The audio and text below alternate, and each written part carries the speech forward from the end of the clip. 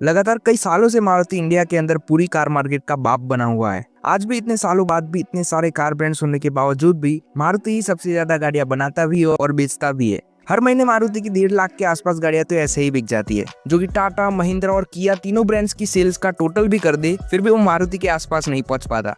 लेकिन फिर भी मारुति अपनी पकड़ को छोड़ता हुआ दिख रहा है, क्योंकि भले ही उनकी सेल्स 1.5 लाख के करीब हो जाती हो, लेकिन उनका मार्केट शेयर लगातार गिरता हुआ दिख रहा है। जो मारुति पहले आधे से भी ज्यादा मार्केट को कंट्रोल किया करता था, आज दूसरे कार ब्रांड्स उसको बिल्ली की तरह नोचते जा रहे हैं, जो कि आगे जाके मारुति के लिए बहुत ही ज्यादा बुरा साबित हो सकता है। और सिर्फ मार्केट शेयर ही नहीं, और भी बहुत सारी दिक्कतें हैं जो मारुति को आज के दिन झेलनी पड़ रही है, और जिनकी बात कोई नहीं कर रहा तो हम कर देते हैं। आप बस अपनी स्मॉल स्क्रीन को फुल स्क्रीन के अंदर बदल दो, जिससे आपका मजा खराब ना हो। जय हिंद, आप देख रहे हैं ऑटोडेक। नो डाउट मारुति आज भी सबसे ऊपर है। आज भी टॉप 10 की लिस्ट के अंदर आधी गाड़ियां तो मारुति की ही रहती है, और इंडिया की सबसे ज्यादा बिकने वाली गाड़ी भी मारुति ने ही बनाई है, मारुति ऑल्टो।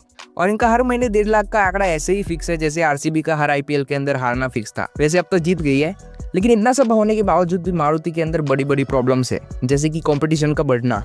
पहले इंडिया के अंदर दूसरे कोई कार ब्रांड्स मारुति का सामना नहीं कर पाते थे, जिसकी वजह से टॉप 10 में से 7-8 गाड़ियां तो मारुति अकेले की ही रहती थी। एक वक्त ये भी था जब मारुति का मार्केट शेयर 50% से भी ज्यादा का हुआ करता था। मतलब भारत में आधे से ज्यादा गाड़ियां मारुति बेचा करता था, और बाकी कंपनी सिर्फ मारुति का मुंह देखती थी। लेकिन समय के साथ कंपटीशन और भी बढ़ता गया, और लोगों को समझ आने लगा कि भाई स्विफ्ट, वैगनआर, ऑल्टो के सिवाय भी और गाड़ियां बाजार में मिलती है, जो कि इन गाड़ियों से ज्यादा अच्छी वैल्यू देती है। साथ ही साथ समय के चलते लोगों के अंदर सेफ्टी भी एक बड़ा मुद्दा बनता गया, जिसमें मारुति का ट्रैक रिकॉर्ड बहुत ही ज्यादा बुरा है। जितनी खुशी आरसीबी फैंस को जीतने पे हुई थी, उतनी ही खुशी जब मारुति की कोई गाड़ी 3 स्टार ला देती थी तब हुआ करती थी, क्योंकि इनकी बहुत सारी गाड़ियां जैसे कि एस्प्रेसो द ग्रेट, ऑल्टो मासी, वैगनआर चाचा सब 0 स्टार के साथ ही आया करती थी। और सेफ्टी हमेशा से ही मारुति के लिए एक नाक में दम करती हुई चीज रही है। वैसे अभी उन्होंने इसके ऊपर ध्यान देना शुरू कर दिया है, और वो इसके ऊपर काम कर भी रहे हैं, लेकिन फिर भी मारुति का मार्केट शेयर नीचे गिरता ही जा रहा है। सोचिए, जो कंपनी मार्केट के अंदर 50% से भी ज्यादा का मार्केट शेयर रखती थी, उसका मार्केट शेयर आज 40-40% का रह चुका है, और कुछ महीने तो 38% भी चला जाता है, जो कि एक बहुत बड़ी गिरावट है। और सिर्फ सेफ्टी ही नहीं, बाकी मारुति सुजुकी के लिए समस्या ये भी है कि उनकी जो ज्यादातर गाड़ियां बिका करती थी पहले, उनकी सेल्स आज नीचे गिरती जा रही है, और ये आगे जाके और भी ज्यादा कम होगी, क्योंकि लोग आज सोचते हैं कि माचिस की डिब्बी लेने से ज्यादा अगरबत्ती का बॉक्स ले लेते हैं, मतलब कि बड़ी गाड़ी ले लेते हैं। और मारुति की मैक्सिमम सेल्स छोटी गाड़ियों से ही होती है, अंडर 10 लाख के सेगमेंट के अंदर। और लोग आजकल बड़ी गाड़ियों की तरफ बढ़ना ज्यादा पसंद कर रहे हैं, जैसे कि क्रेटा पिछले कुछ महीनों से नंबर 1, नंबर 2, नंबर 3 ऐसी पोजीशन के ऊपर आ रही है। 20 लाख की गाड़ी इंडिया के अंदर सबसे ज्यादा बिक रही है। मतलब आप सोच सकते हैं लोग किस तरफ जा रहे हैं, और मारुति की पकड़ वहाँ पे बहुत ही ज्यादा ढीली है। ऊपर से मारुति का जो हर गाड़ी के ऊपर प्रॉफिट भी रहता है, वो भी बहुत ही ज्यादा कम है, क्योंकि उनकी गाड़ियों की प्राइस ही कम रहती है। भले ही मारुति की सेल्स बहुत ही ज्यादा है, लेकिन उनकी प्रॉफिट बहुत ही ज्यादा कम रहती है एक गाड़ी के ऊपर, जबकि महिंद्रा कम गाड़ियां बेच के भी पर कार प्रॉफिट ज्यादा कमा लेता है। तो ये भी एक बहुत बड़ा कंसर्न है, और इन छोटी गाड़ियों की डिमांड धीरे धीरे नीचे गिरती जा रही है। और साथ ही साथ पहले भी और आज भी मारुति की गाड़ियों के अंदर इतने ज्यादा फीचर्स नहीं मिलते जितने उनकी कॉम्पिटिशन की गाड़ियों के अंदर रहते हैं। आज भी इनकी गाड़ियों के अंदर फीचर्स में कहीं ना कहीं लैग रहता ही है, और जो कुछ फीचर्स और हाइब्रिड टेक्नोलॉजी मिलती भी है, तो वो टोयोटा के भरोसे चल रही है।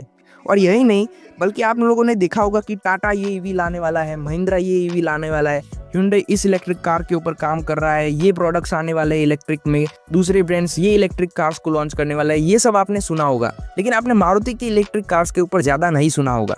हाँ भाई, ईवी टरा आएगी, वो तो है, लेकिन उसके बाद का तो अभी तक ज्यादा चर्चा में है ही नहीं। आज भी मारुति वाले सीएनजी और अपने 1-2 पेट्रोल इंजिन के ऊपर चल रहे हैं, और जो बचा है वो टोयोटा के भरोसे है। साथ ही साथ इनकी 20 लाख प्लस की गाड़ियों पे ध्यान छूटता जा रहा है। जो इनकी इन्विक्टो आती भी है, तो उसको ऐसे बनाया गया है कि वो इनोवा के सामने फटा हुआ ढोल लगे। बहुत सारे लोगों को तो अब याद आया होगा कि भाई मारुति की इन्विक्टो नाम की गाड़ी आती भी है। साथ ही साथ ये एसयूवीज के अंदर बहुत ही ज्यादा लेट पहुंचे थे। जिम्नी का हाल तो पूछने लायक ही नहीं रहा।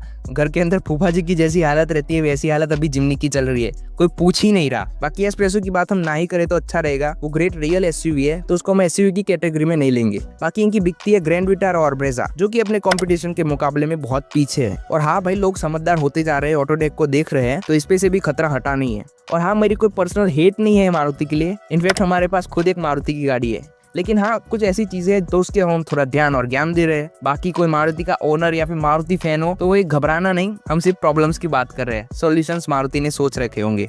बाकी एक प्रॉब्लम ये भी है मारुति के साथ कि पहले कहा जाता था कि मारुति की गाड़ियों का मेंटेनेंस एकदम ही कम होता है बाकी सभी ब्रांड्स के मुकाबले। मगर आज हर कोई ब्रांड इन चीजों को सुधार रहा है, जो कि मारुति के लिए खतरा बन सकता है, क्योंकि इनकी मेन यूएसपी है इनका लो मेंटेनेंस, रिलायबिलिटी और ज्यादा माइलेज। सेफ्टी बाद में आती है। ऊपर से इनकी गाड़ियां जिन सेगमेंट के अंदर बिकती भी है, वहां से लोगों का मूड उड़ चुका है। और जो नई जनरेशन है वो आजकल सब देख के लेती है।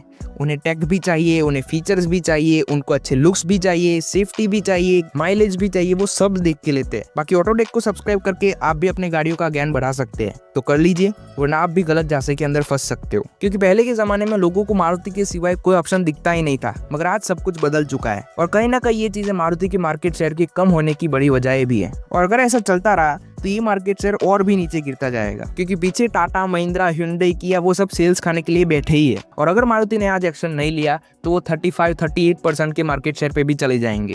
वैसे मारुति वाले भी कोशिश कर रहे हैं कि वो अपने 50% का जो महान साम्राज्य हुआ करता था उसको वापस बनाए, तो और उसके ऊपर ये भी दबा के मेहनत कर रहे हैं। लेकिन अब देखते हैं कि ये साम्राज्य वापस देखने को मिलेगा या फिर नहीं।